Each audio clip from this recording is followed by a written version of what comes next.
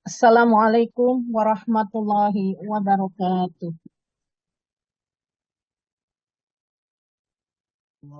A'udzu billahi minasy syaithanir rajim. Bismillahirrahmanirrahim.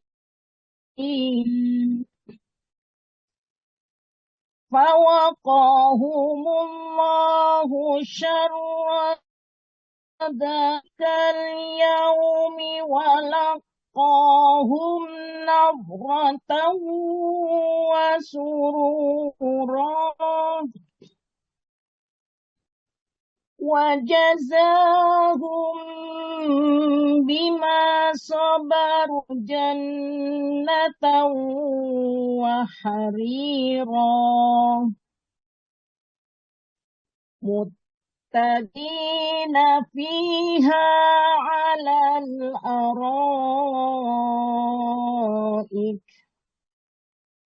لا يرون فيها شمسا ولا زمهريرا ودانية عليهم ظلالها وذللت قطوفها تذليلا ويطاف عليهم بآنية من فضة وأكواب كانت قوارير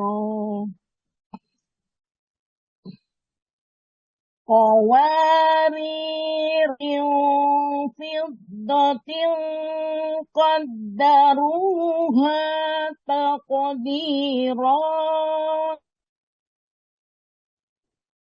ويسقون فيها كأسا كان مزاجها زنجبيلا عينا فيها تسمى سلسبيلا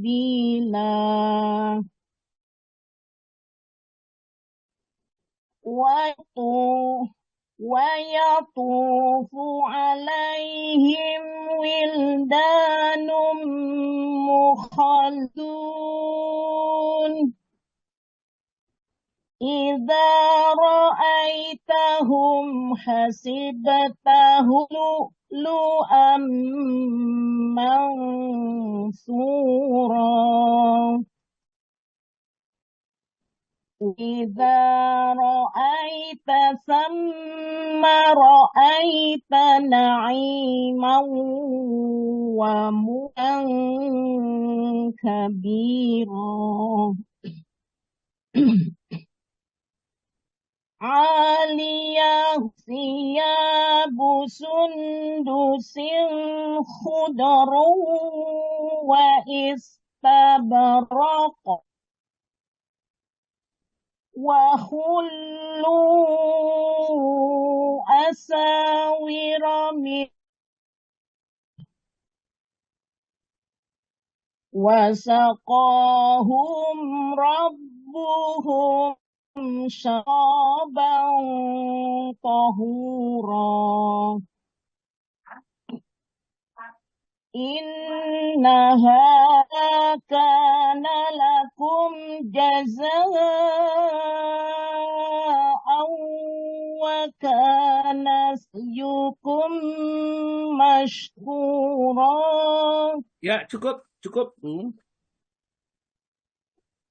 Sampai 19 saja. Inna hadza kana lakum jazaa'an wa kana sa'yukum mashkura. Shadaqallahu azim. Iya. Terjemahan surat Al-Insan. surat ke-76 ayat 11 sampai dengan ayat 19, Bu. kelebihan ya, 19. Tapi tidak apa-apa bacanya kelebihan, yang terjemah 11 Baik. saja. Aku berlindung kepada Allah dari godaan setan yang terkutuk. Dengan nama Allah yang pengasih lagi maha penyayang.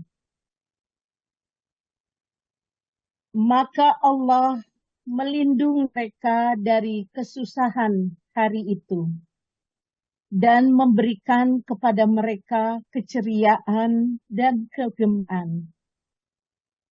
Dan Dia memberi balasan kepada mereka karena kesabaran berupa surga dan pakaian sutra.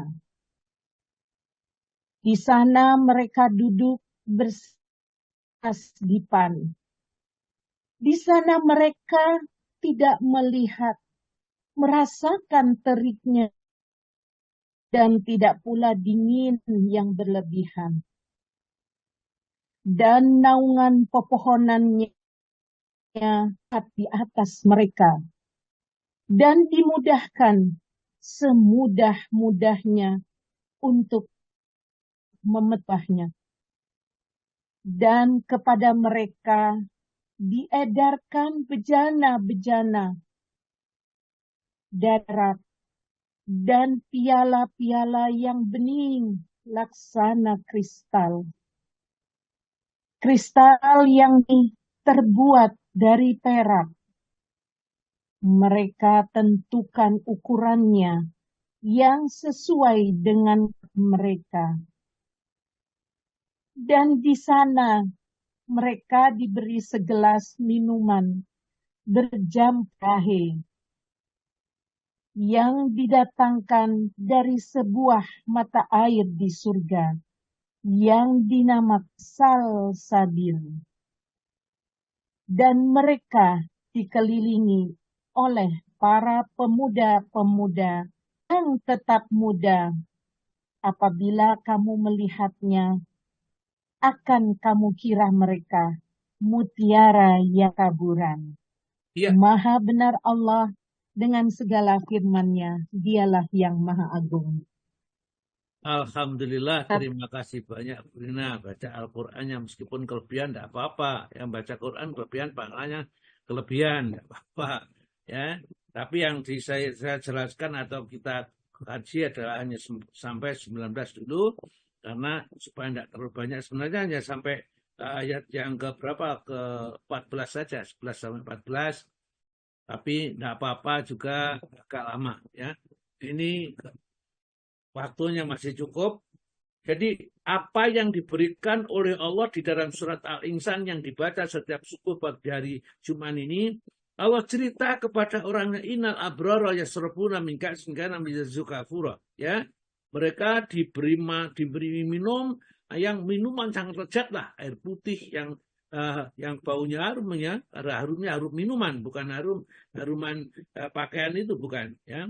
Kemudian rasanya segar, ya. Mereka itu yufuna binadri, mereka senantiasa menunaikan nadar-nadarnya, wa khafuna yauman kana syarru mustatira, dan takut pada nanti akan merata di mana-mana penderitaannya. Sehingga dia kalau di dunia itu memberikan membantu orang lain, wa yut'imuna ta'ala bihi, mereka membantu orang-orang miskin atas apa yang mereka butuhkan. Nah, miskinan orang miskin, yatiman dan orang yatim, dan wa'asirat dan orang yang tertahan tidak bisa mencari penghidupan. Dan tujuan memberikan tadi, ya disebutkan oleh Pak Alwi tadi, innama nut'imukum liwajhillah. Sesungguhnya kami membantu mereka itu karena mengharap ridho Allah. La nuridu minkum jazaan, kami tidak menginginkan satu balasan, wala syukura, dan juga ucapan terima kasih tidak, bukan itu tujuannya. Namun inna nakhafu, sesungguhnya kami takut min rabbina, terhadap Tuhan kami, yauman abusan qamtarira, yang pada itu muka-muka orang itu bermuka masam karena sedih, ya, yang merata di mana penuh kesulitan. Pada saat itu, kula yaumin wa fi sa'nin, setiap saat mereka dalam sibuk ya, karena mengurus tentang dirinya ini. Maka kata Allah Ta'ala, fawaqahumullah, maka Allah Ta'ala akan memelihara mereka, ya, akan memelihara mereka, mereka tidak kena apa yang ditakutkan itu, syarradzalikal yaum, jadi keburukan pada hari itu. Jadi orang yang diseret, dipukul, ya, dibentak-bentak, ya, nah, kemudian barangkali ya dengan segala macam siksaan yang pada masa itu. Walakahum nadrata wa surura, dan mereka ya, diberikan oleh Allah, ya. Artinya Allah memberikan kepada mereka nadratan wa surura, wajah yang jernih, ya, wajah yang bergembira, ya.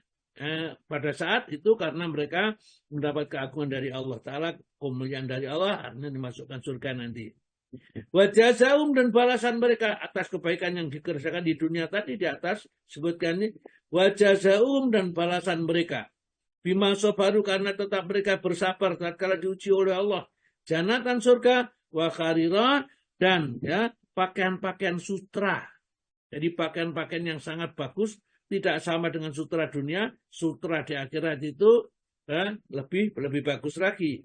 Muttaqiina, mereka bersandar fiha di dalam surga itu alal ar'aik, di atas dipan-dipan. Jadi kursi goyang barangkali, atau kursi yang kita gunakan bisa sambil leyeh-leyeh itu, duduk seperti itu. La yarawna fiha samsam wala zamarira, mereka di dalam surga itu tidak merasa panas yang kepanasan, dan juga tidak dingin yang kedingin. Pas. Tidak usah pasang AC, ya, tapi tidak akan merasa panas dan tidak akan merasa terlalu dingin, pas rasanya.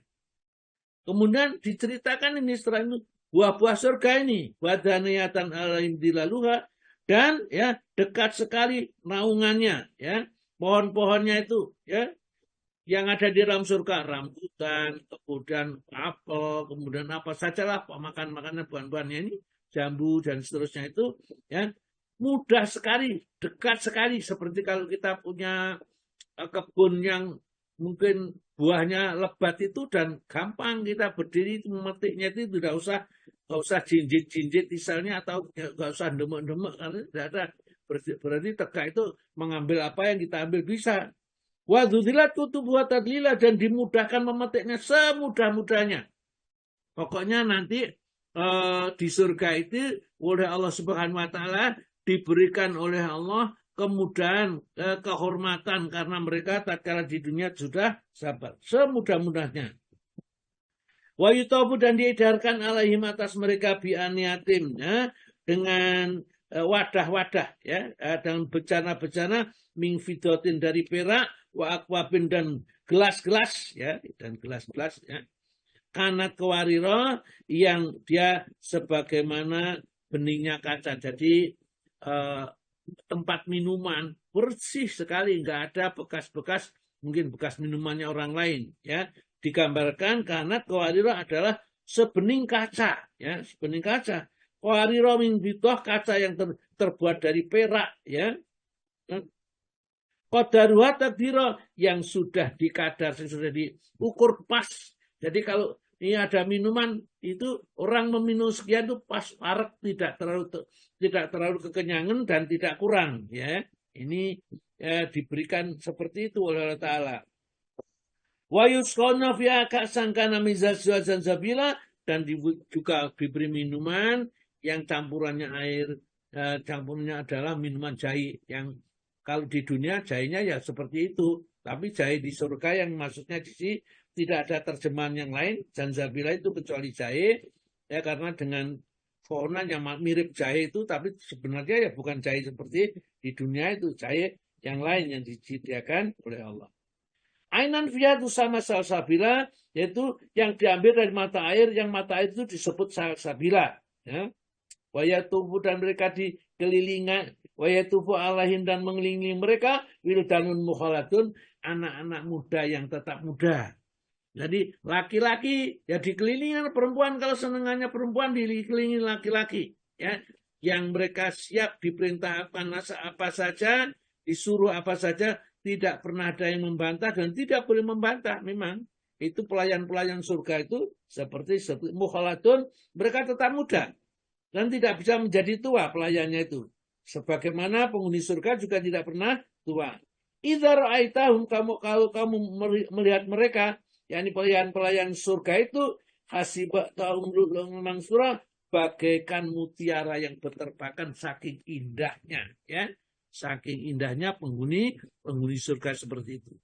Kalau sudah diceritakan seperti itu kok tidak tertarik, ya tetap saya berbuat maksiat di dunia, ya tidak tahu lagi harus diterangkan dengan model apa yang supaya bisa tertarik dan menjadi orang yang baik. Sesungguhnya Allah Ta'ala menyiapkan seperti itu untuk orang yang baik. Maka dari itu kalau di dunia jadilah orang baik. Kalau mempunyai kelebihan berbagi dengan orang lain. Karena Allah ciptakan itu ada yang kaya, ada yang miskin, ada yang sakit, ada yang sehat. Maka mereka itu supaya lita'arafu, ya, supaya saling membantu, saling kenal mereka sehingga bisa membantu kesusahan orang lain, ya. Orang kaya itu akan banyak mendapat pahala dari orang-orang miskin, banyak pahala karena dia dengan membantu dia mendapat pahala. Ya, orang lain akan tercukupi dari jaminan Allah lewat orang-orang kaya yang dermawan. Ya, mudah-mudahan kita dijadikan orang yang dermawan. Baiklah, kita masuk pada materinya, ya. Jadi masih menjaga sunnah.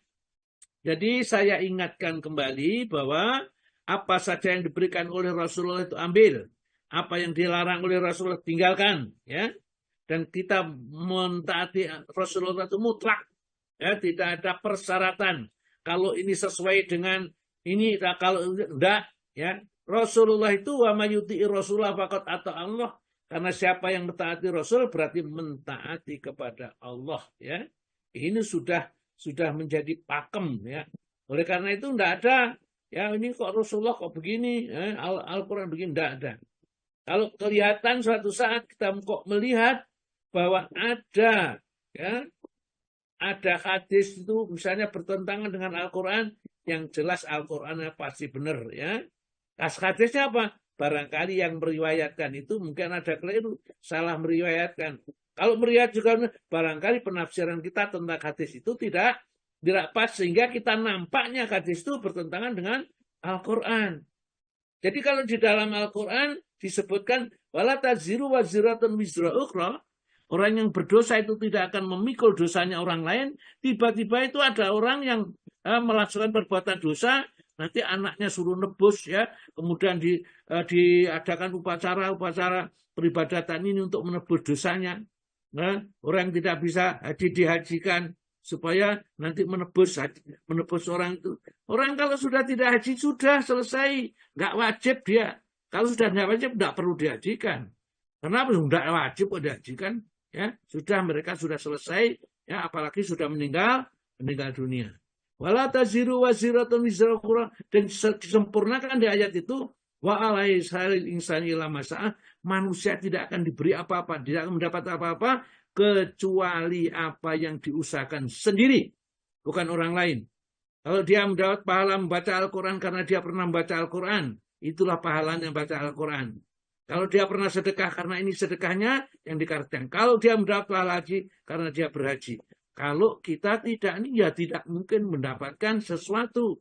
Kalau kita dianggap mendapatkan sesuatu berarti kita mendustakan surat An-Najm ayat 39 itu. Ternyata ada. Itu ada hadisnya. Barangkali hadis itu yang kita yang menafsirkan, memaknai tidak sampai ke sana. Tidak mungkin hadis sahih itu bertentangan dengan Al-Quranul Karim, ya. Al-Quran yang sudah jelas maknanya dan pengertiannya itu pasti kita tidak bisa membelokkan ke sana kemari. Sedangkan hadis itu barangkali kalau kita lihat kok bertentangan dengan Al-Quran, tidak mungkin dua-duanya benar, ya. Salah satu pasti yang benar, ya. Karena Al-Quran pasti benar, maka hadisnya itu tidak benarnya dari mana? Cara menafsirnya, cara memahaminya, ternyata barangkali ada sanadnya yang tidak sahih, dianggap sahih. Begitu. Kemudian juga kalau kita cinta kepada Allah, sudah dijelaskan di dalam ayat berikutnya, maka ikuti Rasulullah. Karena wa ma yantiqu anil hawa, Rasulullah itu tidak pernah berbicara dengan hawa nafsunya. Kalau berbicara dia hanya dengan wahyu saja. Oleh karena wahyu bicaranya tidak mungkin dari wahyu satu dengan wahyu lain itu bertentangan. Dari hadis sahih satu dengan hadis sahih yang lain bertentangan, tidak mungkin.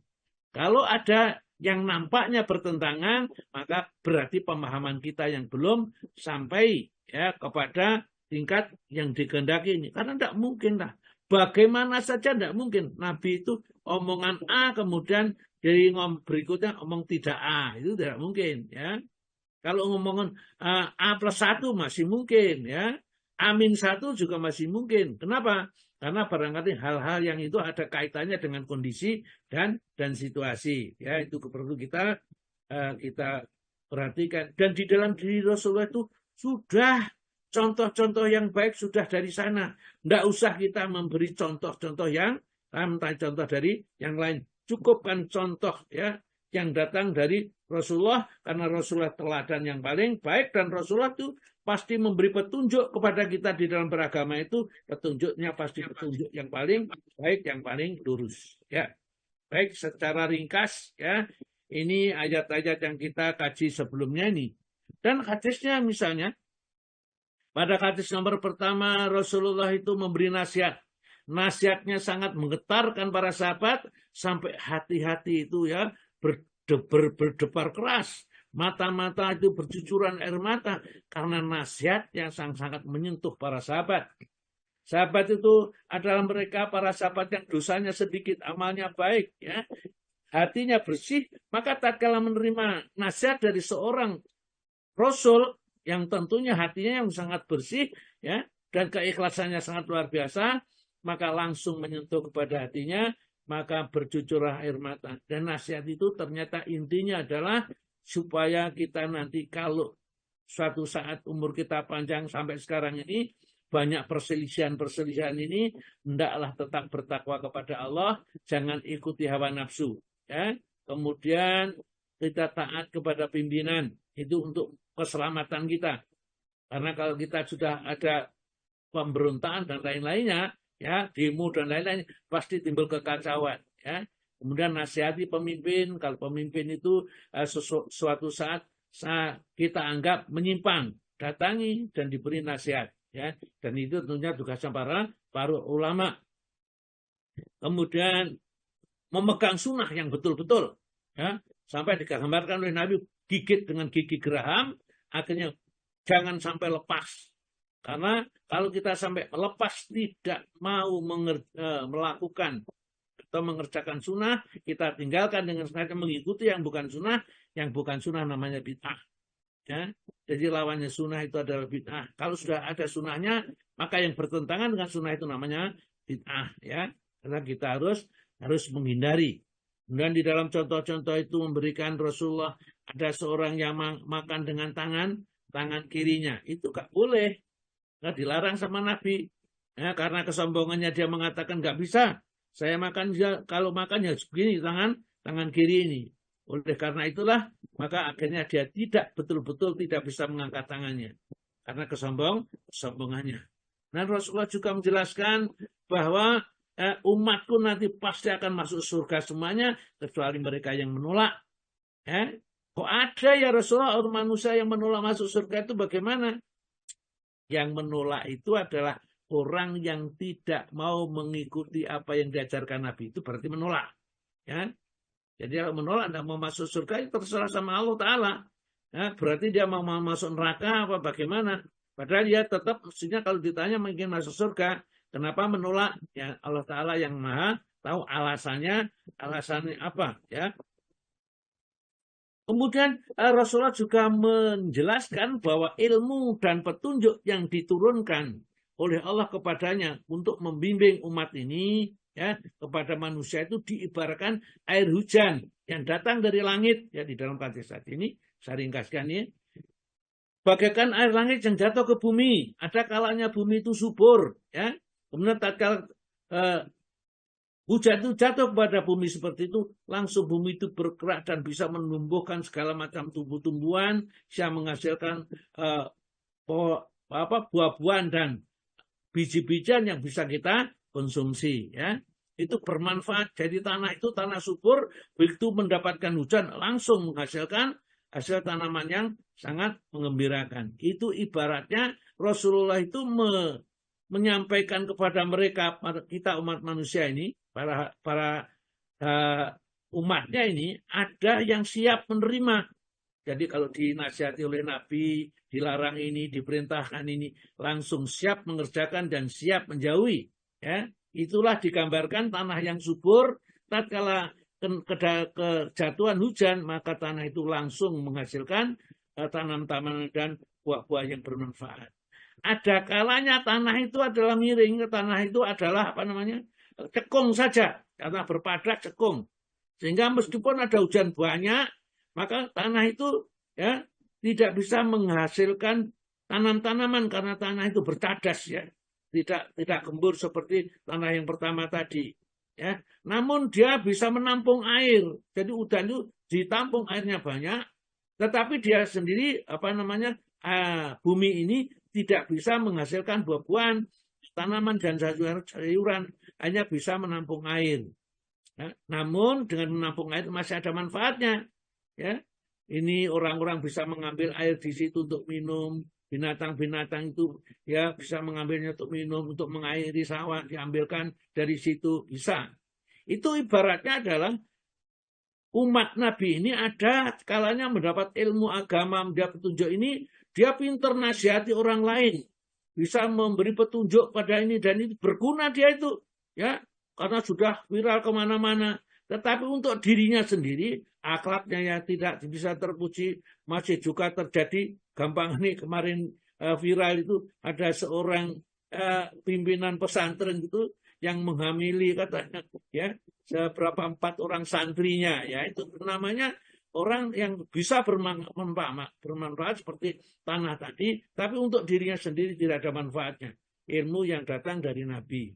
Ada kalanya tanah itu miring, ya. Tanah miring ini adalah kalau ada hujan ya sudah langsung, ya, tanah cadas miring lagi, tidak bisa menampung air dan tidak bisa bermanfaat bagi yang lain. Maka itulah orang-orang yang menolak agama, orang-orang kafir, orang-orang fasik, ya, mereka ini menjadi orang yang tidak bermanfaat sama sekali. Itulah mereka yang akan dimasukkan nanti ke dalam nerakanya Allah Subhanahu wa Ta'ala. Baik, kita lanjutkan hadis nomor berapa, Pak Istiqom? Baik, Ustadz, yang belum nomor 8. Monggo 8, monggo dibaca, Pak. Oke. Menjaga sunnah-sunnah Nabi dari hadis yang nomor 8. Dari Jabir radhiyallahu anhu, ia berkata, Rasulullah SAW bersabda, perumpamaan diriku di antara kalian adalah bagaikan seorang laki-laki yang menyalakan api, lalu mulailah laron-laron dan serangga-serangga mengerumuni api. Sementara itu, laki-laki tersebut mencegat laron dan serangga-serangga itu jangan sampai tercebur ke dalam api. Saya akan selalu menarik kalian dari belakang. Jangan sampai kalian tercebur ke dalam api. Tetapi di antara kalian memberontak lepas dari tanganku. Hadis riwayat Muslim. Ya, ini gambarannya Rasulullah itu sudah memberikan ajaran-ajaran kepada kita semuanya. Ini digambarkan seperti orang yang menyalakan lampu, menyalakan air, menyalakan api. Ya, tatkala api itu menyala, ternyata di malam hari itu ada laron-laron, ada belalang, ada yang lain. Itu para datang itu mengerumuni, masuk ke dalamnya. Jadi seorang yang menyalakan api itu melindungi jangan sampai laron-laron itu masuk ke dalamnya, karena kasihan mereka nanti akan binasa kalau masuk ke dalamnya. Itu bagaikan orang yang umatnya Nabi itu sudah ada ajaran agama ini, jangan melakukan ini, jangan melakukan itu. Rasulullah seakan-akan menarik kepada orang yang akan masuk neraka ini, ditarik jangan sampai masuk neraka. Namun ya ada yang bisa selamat, tertarik oleh Nabi, ada yang mereka nekat menceburkan diri ke dalam api. Itulah ya, karena mereka itu tidak mau taat kepada Nabi, tidak tahu taat kepada Rasulullah, supaya dia itu tetap memperturutkan hawa nafsunya. Jadi mestinya zina, Allah Ta'ala sudah melarang, Rasulullah juga sudah melarang. Hukum-hukumnya sudah jelas, orang berzina itu dosa besar. Tapi ada saja ya yang dengan cara-caranya sendiri, ya. Kalau tidak ada online, ya. Jadi memanggil wanita panggilan online misalnya sekarang. Malah seperti itu. Dia menjerumuskan diri ke dalam api. Dan tidak ada yang mengingatkan. Diingatkan pun juga tidak bisa. Susah. Sama-sama digambarkan oleh Nabi, aku menarik kalian. Ada yang selamat, ada yang lepas. Mereka masuk ke dalam api. Itulah petunjuk-petunjuk atas sunnah-sunnah yang diajarkan oleh Nabi ini. Kita itu sengaja melanggarnya. Sengaja tidak mau mengikuti petunjuk Nabi, padahal petunjuknya itu dapat menyelamatkan kita dari bencana yang sangat besar. Itu gambarannya seperti itu. Hadis berikutnya, hadis nomor 9. Dari Jabir radhiyallahu anhu berkata, sesungguhnya Rasulullah Shallallahu Alaihi Wasallam menyuruh untuk membersihkan tangan dan piring kalian ketika makan. Beliau bersabda, sesungguhnya kalian tidak tahu di mana letak keberkahan makanan itu. Hadis riwayat Muslim. Ya, satu-satu dulu ya. Jadi kalau kita makan itu nggak boleh nyisakin, harus dibersihkan sama sekali, jangan sisakan untuk setan. Bahkan nanti di hadis berikutnya itu kalau nempel di telunjuk, nempel di tangan itu harus dibersihkan dulu, nggak boleh langsung dicuci atau dibersihkan dengan sapu tangan, tidak boleh. Kenapa? Kita tidak tahu berkahnya makanan itu di mana. Kalau makan itu kalau dimakan berkah, satu ya, makanan itu menyebabkan kita menjadi orang yang taat kepada Allah. Makanan itu menyebabkan kita sehat, ya itu makanan yang berkah. Makanan itu menyebabkan kita menjadi hati-hati kita yang kotor menjadi dibersihkan oleh Allah Ta'ala. Oleh karena itu di dalam surat nomor 80 ya ayat yang ke-24. Fal yang duril insanu ila tu'amihi. Maka perhatikanlah manusia itu terhadap makanannya. Karena makanan itu ya ternyata berpengaruh besar. Baik pengaruh secara dohir dan secara batin. Mungkin kalau orang tekanan darah tinggi ya, makan makanan yang misalnya duren atau sate kambing atau yang lain yang biasanya dianggap menyebabkan pemicu tekanan darah tinggi, ya kita hindari ya. Orang yang diabetes itu makan manis-manisan itu harus dihindari atau paling tidak dikurangi. Perhatikan. Tetapi meskipun tidak hukumnya haram, tetapi karena membahayakan dirinya, maka lebih baik itu ditinggalkan. Jadi memang dianjurkan di dalam agama seperti itu. Harus dibersihkan. Tidak ada. Kadang-kadang nanti pada makan yang sedikit itu berkahnya di situ. Maka disuruh menghabiskan sebersih-bersihnya. Nah orang Jawa itu justru sebaliknya. Nek mangan ojo resi-resi. Nanti supaya rezekinya gak habis. Ya, nanti gak bisa nabung kalau kamu makan yang bersih-bersih ya. Kita tidak mengikuti ajaran orang Jawa. Orang itu nenek moyang kita tidak. Tapi ajaran yang dari Rasulullah. Makanya piringnya harus bersih. Ya, jangan disisakan, bahkan kalau bisa satu pun ya upo itu ya, itu ada bisa makanan di situ tidak.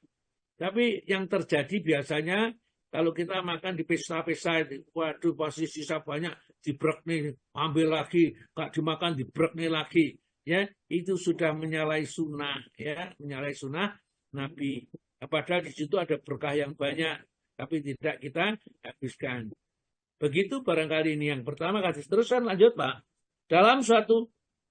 Dalam riwayat lain dikatakan, Rasulullah Shallallahu Alaihi Wasallam bersabda, jika makanan salah seorang di antara kamu jatuh, hendaklah ia mengambilnya dan membersihkan kotoran yang melekat, kemudian makanlah.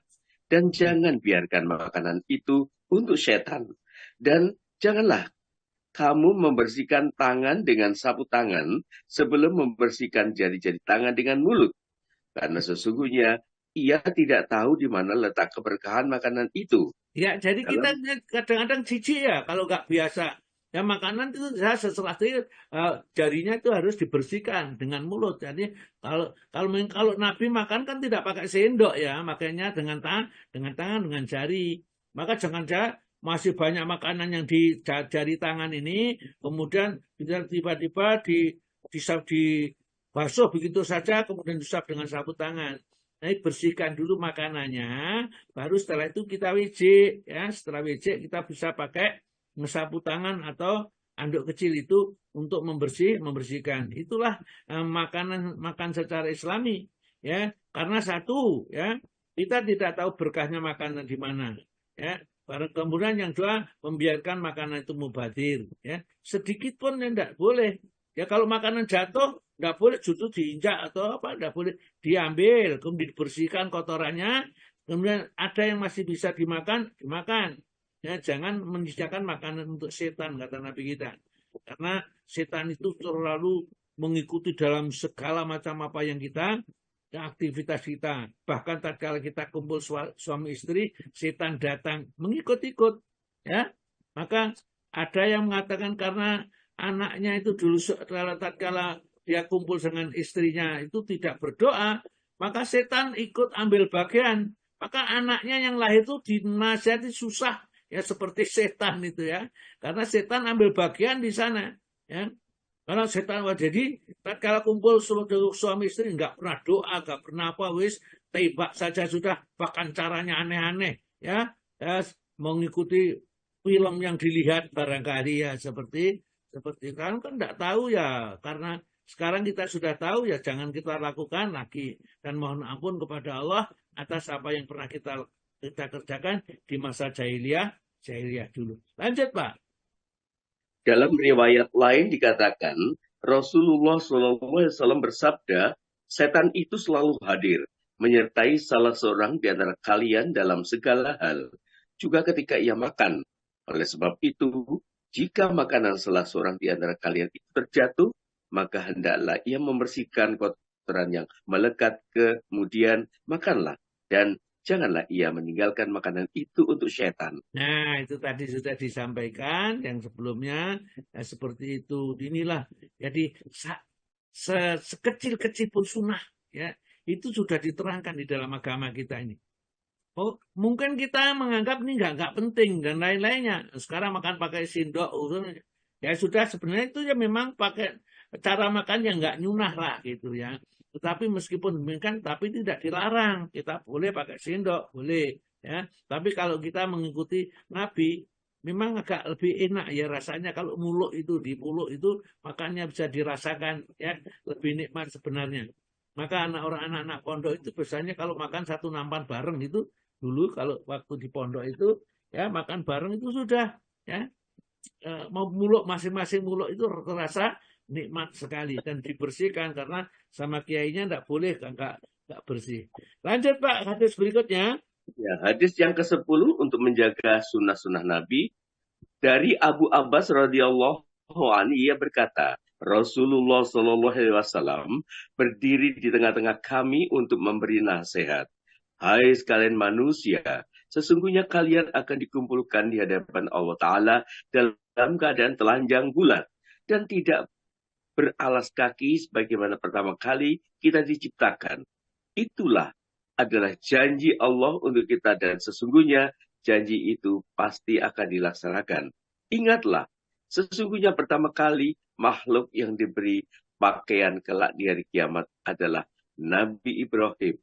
Ingatlah, sesungguhnya nanti akan ada dari umatku yang didatangkan dari sebelah kiri dan mereka akan disiksa. Kemudian aku berkata, wahai Tuhanku, mereka itu umatku. Allah berfirman, sesungguhnya kamu tidak mengetahui apa yang diperbuat mereka sepeninggalmu. Maka saya berkata sebagaimana perkataan Nabi yang lain, sesungguhnya saya menjadi saksi mereka selama saya berada di sisi mereka dan sesudah saya mati. Engkau lah wahai Allah yang mengasihi mereka dan engkau pula lah yang mengetahui segala sesuatunya. Apabila engkau menyiksa mereka, maka sesungguhnya mereka adalah hamba-Mu, dan jika engkau mengampuni mereka, maka sesungguhnya engkau adalah zat yang maha mulia, lagi maha bijaksana. Kemudian aku diberitahu, sesungguhnya mereka itu murtad dari agama Islam semenjak engkau tinggalkan mereka. Hadis riwayat Bukhari dan Muslim. Ya, jadi ada kok kelihatannya seperti umatnya Nabi itu ya bagus-bagus umatnya, karena memang umat Muhammad berbeda dengan yang lain. Namun mereka itu ternyata diseret, dimasukkan ke dalam mereka. Rasulullah tuh, ini umatku, ini sahabatku, sahabatku ya Rasulullah, umatku ini. Oh, kamu nggak tahu setelah kamu tinggal, mereka itu sudah murtad, ya, sudah melakukan perbuatan-perbuatan syirik, ya, dan lain sebagainya, perbuatan dilarang oleh agama, berbuat bid'ah yang berbahaya sudah dilakukan, bid'ah-bid'ah itu. Oleh karena itulah tidak layak mereka campur dengan umat-umatmu yang senantiasa menjaga sunnah. Maka mereka diseret dan dimasukkan ke dalam neraka. Padahal ya kelihatannya seperti umatnya Nabi. Tetapi oleh karena dia sudah murtad, tapi dia nggak sadar tatkala di dunia itu murtad. Misalnya menolak hukum-hukum Allah. Ya, dia tidak mau dihukumi dengan hukum-hukum Allah. Dia sudah mau diperintah seenaknya sendiri sholat itu, kalau mau sholat ya sholat, kalau nggak sholat ya nggak sholat. Pokoknya sholat kober gitu lah ya. Hanya setahun sekali kalau sholat hari raya aja, atau mungkin setelah 1 Jumat sekali, itu sinkrotik rajin ya, 1 minggu sekali.